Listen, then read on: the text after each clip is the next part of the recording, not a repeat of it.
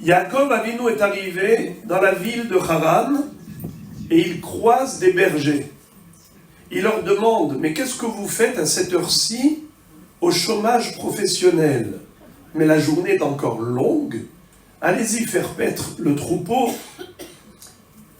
donnez-lui à boire, mais vous ne pouvez pas vous arrêter de travailler comme ça. Ils lui ont dit, nous on veut bien abreuver le troupeau, le problème c'est que le puits est obstrué par une pierre très lourde et on ne peut pas la déplacer tant qu'on n'a pas réuni tous les bergers ensemble. Alors il leur pose une question, il leur dit, est-ce que vous connaissez Lavan? Mr. Lavan. Alors ils ont répondu, mais bien sûr, d'ailleurs, regarde là-bas à l'horizon, c'est sa fille Rachel qui est en train d'arriver avec le troupeau. Et quand il a vu Rachel, immédiatement, il a été animé d'une force incroyable. À lui tout seul, il a retiré la pierre de sur ce puits. Il a abreuvé le troupeau et c'est comme ça qu'il va faire connaissance de sa future épouse, Rachel Imenu. La question, d'où provenait cette force? Où Yaakov a trouvé cette énergie? Mais comment ça? Dès qu'il a vu Rachel, du coup, il a une force surhumaine. À lui tout seul, Rachid dit comme s'il retirait un petit bouchon du goulot de la bouteille. En plus, deuxième question, pourquoi la Torah nous raconte ces détails? Quel est l'intérêt de nous dire qu'il s'est retrouvé autour du puits, avec des bergers, avec Rachel qui est arrivée avec le troupeau? La Torah, elle est tellement concise, chaque mot est nécessaire, chaque lettre est utile, rien n'est futile. Alors si c'est ainsi, pourquoi nous raconter ces histoires? La Torah n'est pas un livre de contes de fées, c'est un livre d'enseignement. Ramban Nachmanide, dans la paracha de Toldot, où on raconte que Yitzhak Avinu avait creusé un puits. Il a trouvé de l'eau de source. Mais voilà que les Philistins sont venus, l'ont bouché. Alors il a appelé ce puits Sitna, qui veut dire Satan, accusation. Il a creusé alors un deuxième puits. Et celui-ci également a été bouché par les Philistins, les Palestiniens de l'époque. Et voilà que il va l'appeler Resek, qui veut dire Itasku Imo. Il y a eu litige, conflit. Il a appelé le puits du conflit. Il creuse un troisième puits. Cette fois-ci, on l'a laissé tranquille. Il a nommé le puits Rehovot, qui veut dire largesse, qui ata irchiv Hashem lanu ufarinu ba'aretz. Il a appelé Rehovot, qui veut dire Rahav. Maintenant, nous vivrons dans la largesse, la tranquillité, la paix. Le Ramban pose la même question. Il dit, mais pourquoi la Torah nous raconte ceci? Quel est l'intérêt pour nous, puisque la Torah est un livre d'enseignement éternel? Ces histoires nous paraissent comme étant des détails pas très importants. Il répond, en fait, le puits d'eau vive fait allusion au Beth Amikdash.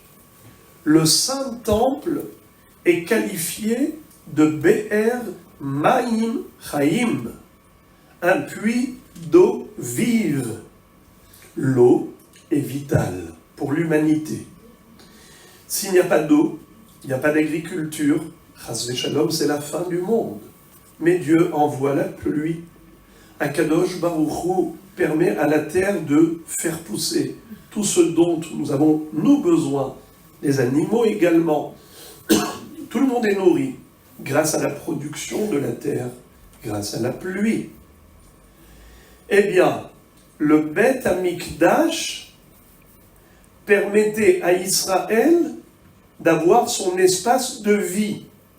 Le Beth Amikdash s'appelle Be'er Maim Chaim et Hashem, car il permettait la connexion avec Dieu en permanence.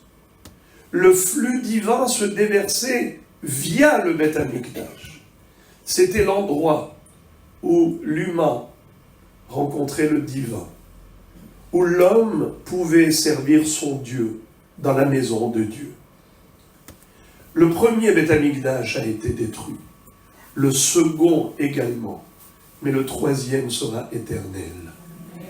Eh bien, c'est exactement ce qui veut dire. Le premier puits a été bouché par les Philistins. Eh bien, il l'a appelé Sitna. C'était la force du Satan. Malheureusement, 3 avérotes très graves ont causé la destruction. Avodah Zara, Gilui Arayot, Shvichut David. Le deuxième puits qui a été bouché représente la destruction du deuxième Beth Amikdash. Ita'aseku imo. Il y a eu malheureusement beaucoup d'accusations mutuelles, beaucoup de médisances et de délations. La discorde, la haine gratuite, a engendré la destruction du second temple. Mais quand viendra Mashiach, il n'y aura plus d'Yetzer Hara, il n'y aura plus de mauvais penchants. Et maintenant, nous allons expliquer ce qui s'est passé. Yaakov Avinu arrive devant le puits. Il arrive devant le Beth Amikdash. Mais le Beth Amikdash est obstrué, bouché par une grosse pierre. Qu'est-ce que c'est que cette pierre qui empêche l'accès à l'eau? Nos maîtres de dire, dans ma Masechet Souka, page 52, que le Yetzer Hara, le mauvais penchant, porte 7 noms. L'un des noms du mauvais penchant, c'est Even, la pierre. Comme dit le Passouk, le jour viendra où je vais extirper de vous un cœur de pierre pour implanter à la place un cœur de chair. En hébreu, Vahasiroti et lev ha'even mi besarchem venatati lachem lev basar. Alors, que veut dire la pierre? Pourquoi le Yetzer Hara est qualifié de pierre? Parce qu'il durcit notre cœur comme de la pierre. On n'arrive pas à être tendre devant Dieu, à être tendre, c'est-à-dire à s'attendrir quand il le faut. On reste parfois coriace, tenace, alors qu'il faut quelque part s'assouplir. Mais j'ai envie, mais j'ai ma position, j'ai mon opinion, j'ai mon avis. C'est vrai, tu as peut-être raison, mais ce n'est pas une raison de ne pas faire des concessions. Alors, écoutez quelque chose de très fort. Nous le savons que le Beth Amikdash a été détruit il y a près de 2 millénaires. Grâce à qui sera reconstruit le troisième? Grâce à Rachel Imenu. Kol berama nishma nehi bechi tamrurim. Il y a une voix qui retentit dans les hautes sphères célestes. C'est les pleurs de notre sainte matriarche Rachel. Rachel mevaka al baneha. Rachel qui pleure pour ses enfants. Qui est né nous? Ils ne sont plus là. Où sont-ils, mes enfants? Elle pleure. Akadosh Baruch Hu lui dit, Kohamar Hashem, min'i kolech mi pechi. Arrête de pleurer. Ve'enaich midima. Arrête de faire couler des larmes de tes yeux. Sache que, je te le promets, Ne'um Hashem, ve'shavu banim me'eretz oyev, ve'shavu banim ligvula. Les enfants reviendront des pays ennemis, ils reviendront s'installer à l'intérieur de leurs frontières. Rachel Imenu a été la seule qui a réussi à plaider en faveur de ses enfants et séduire Akadosh Baruch Hu pour qu'il lui fasse cette promesse. Elle arrive avec le troupeau. C'est qui ce troupeau? C'est tout le Ham Israël. Elle vient avec ses enfants. Elle dit à Kadosh Baruch Hu, j'arrive devant le puits.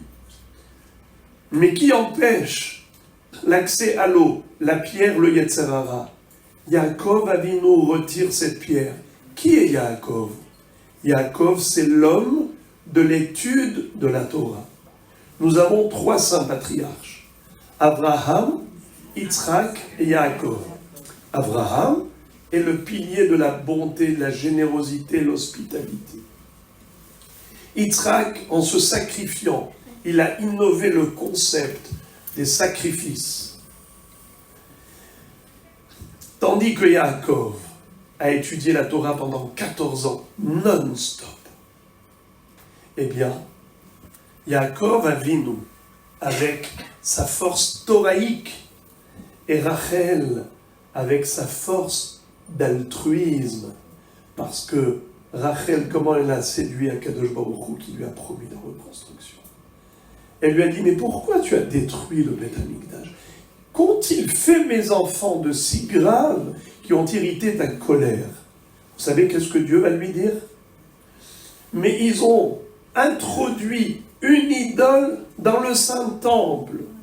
Le roi Ménaché avait fait installer une statue aux 4 faces. Il y avait un portrait qui donnait vers le nord, le sud, l'est et l'ouest. En se disant, de n'importe quelle entrée où Dieu pénétrera à sa maison, il verra en face de lui l'idole, une statue. Alors Akadosh Baruch Hu dit à Rachel, est-ce pardonnable? Écoutez la parade, comment Rachel a réussi à trouver une plaidoirie même dans ce cas en faveur de ses enfants. Elle va dire, Hachem, souviens-toi de ce que moi j'ai subi. J'étais déjà sous la choupa. Yaakov avait travaillé 7 ans pour moi. Et je lui ai dit, mon père est trop rusé, tu n'y arriveras pas. Il trouvera tous les moyens pour ne pas me donner à toi. Vous savez qu'est-ce qu'il a fait, Yaakov? Il lui a donné des simanim, des signes de distinction. Il lui a dit, je te poserai une question. Quels sont les 3 mitzvot qui incombent à la femme juive? Tu me diras, Chala, Nida, Adla Kataner. Lorsque Lavan a retiré Rachel pour la remplacer par Léa, sa grande sœur, Rachel s'est dit, mais si Yaakov se rend compte de cette ruse, eh bien tout de suite, il va renvoyer ma sœur Léa. Elle sera humiliée, couverte de honte. Pas question. Elle appelle Léa et lui dit, ma sœur, voilà, je te communique le code secret. Je sais que tu prendras ma place, mon mari, mon bonheur. Elle ne savait pas qu'il travaillerait 7 années supplémentaires pour se marier également avec Rachel. Pour elle, c'était une perte éternelle définitive. Mais elle s'est dit, mieux vaut ça, plutôt que de voir ma sœur humiliée. Elle va dire à Akadosh Baruch Hu, on m'a remplacé dans ma roupa, je n'ai rien dit. Mieux, j'ai aidé, j'ai contribué, j'ai donné le code secret à ma sœur. Hachem, même s'ils ont fait la pire des choses, pardonne à mes enfants. Eh bien, au moment où Yaakov Avinu et Rachel, qui vient avec son troupeau, qui représente le Ham Israël, tous les deux se trouvent devant le Beth Amikdash. Mais à ce moment-là, Yaakov retire la pierre si facilement. Pourquoi?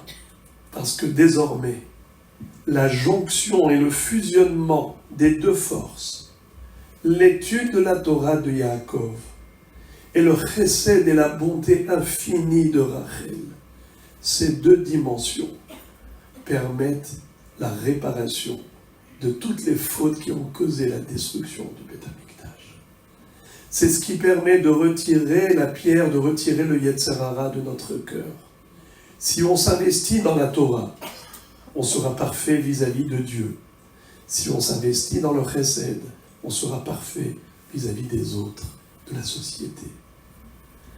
Eh bien, grâce à ces deux dimensions, Torah, Ugmilot Chassadim, nous disent Rachamim, on peut échapper à toutes les douleurs qui précéderont l'avènement messianique. Ça s'appelle en hébreu Hevle Mashiach.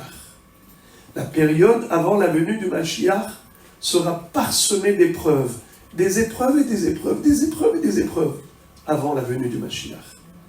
Mais Chachamim nous révèle le secret. Vous voulez échapper à tous ces problèmes? Torah et Gemilot Chassadim. Pour vous le dire en hébreu, Arotze lehinatzel mechevlo shel Mashiach ya'asok betorah ou b'Gemilot Chassadim. C'est la force de Yaakov et la force de Rachel qui s'associent. D'ailleurs, un jour, bien plus tard, David Amelech, qui a remplacé le roi Shaoul, premier roi d'Israël, il avait un ami que Chachamim disent que c'était le symbole même de l'amitié sans aucun intérêt, l'amour véridique, authentique. Ezoi ahava she'enat tluya badavar, zo ahavat David v'Yehonatan. David Amelech et Yehonatan, le fils de Shaoul, étaient les plus grands amis du monde. Quand, malheureusement, Yonatan est tombé en guerre avec son père contre les Philistins, David Amelech a prononcé une oraison funèbre. Il a fait un hesped et il va lui dire « Tsar li alecha ahi, na'amta li me'od, nifle'ata ahavatcha li me'ahavat nashim. » Ô combien je suis rempli de chagrin pour toi, Yonatan, mon frère. Tu m'as aimé plus que l'amour des femmes. Alors, il y a un grand Mekoubal, élève du Harizal. Il s'appelait Rabbi Elazar Menachem. Rabbi Menachem Elazar, Azaria de la ville de Pano. Rabbi Menachem Azaria de la ville de Pano en Italie. Un grand Mekoubal. Il va dire, de quelle femme s'agit-il? Eh bien, des deux femmes. Rachel et Léa, qui savaient s'aimer. Rachel lui a tout donné, mais Léa aussi a offert à Rachel ce qui était essentiel dans sa vie. Léa était enceinte pour la 7e fois. Elle savait qu'elle portait un garçon. Mais elle savait que les deux servantes, Bilha en avait déjà 2, Zilpa en avait déjà 2, Jacob Abinu devait en avoir 12. Elles étaient prophétesses. Elle en avait déjà 6. 6 plus 2 plus 2, ça fait 10. Si Rachel a 2 enfants, elle sera au moins égale aux servantes. Mais si elle, Léa, va enfanter le 11e fils, il ne restera pour Rachel qu'une seule chance, un seul garçon. Elle sera inférieure aux servantes. Bilha et Zilpa, ce n'est pas possible. Je ne peux pas la laisser couverte de honte. Alors elle demande à Dieu, s'il te plaît, le bébé que je porte, ce fœtus, transforme-le en fille. Elle a eu Dina à la place de Yosef parce qu'elle a fait un din. Elle a fait un deal avec Akadosh Baruch Hu pour offrir à sa sœur le crédit d'un fils supplémentaire. C'est comme ça que Rachel a eu 2 garçons. Eh bien, Rachel a fait preuve d'amour pour Léa. Léa a fait preuve d'amour pour Rachel. David Amelech va dire à Yonatan, je n'ai jamais réussi à comprendre comment toi tu pouvais m'aimer alors que tu le savais pertinemment que c'est moi qui allais prendre ta place. Tu savais qu'à la mort de ton père Shaoul, l'héritier du trône d'Israël, ce ne sera pas toi, son fils biologique, mais ce sera moi, puisque Dieu avait envoyé le prophète Samuel, pour m'élire, pour m'introniser. Au lieu d'être jaloux, tu as toujours cherché à me protéger Combien de fois il lui a sauvé la vie? Nifleata avatrali. L'amour que tu me portais reste pour moi énigmatique. Il n'y a qu'une seule chose qui l'explique. Mais ahavat nashim. Tu as puisé cette force de fraternité véridique de ces deux femmes, Rachel et Léa. Tu as su prendre exemple sur elle, tu as été comme Rachel, qui a tout donné à sa sœur. Eh bien, lorsqu'on y arrive, à l'occasion de la Hiloula de Rachel Imenu, on se remplit d'espoir. Notre cœur se remplit de force morale, parce qu'on sait qu'un Kadosh Baruch Hu, qui a promis, accomplira. Il lui a dit à Rachel, tes enfants reviendront. Baruch Hashem, ça a bien démarré depuis 76 ans, mais ça continuera, Be'ezrat Hashem, jusqu'au parachèvement de l'histoire d'Israël, où Am Israël connaîtra le plus grand bonheur pour l'éternité avec la Géoula Shelema Bekarov Bi'amenu. Amen ve'amen.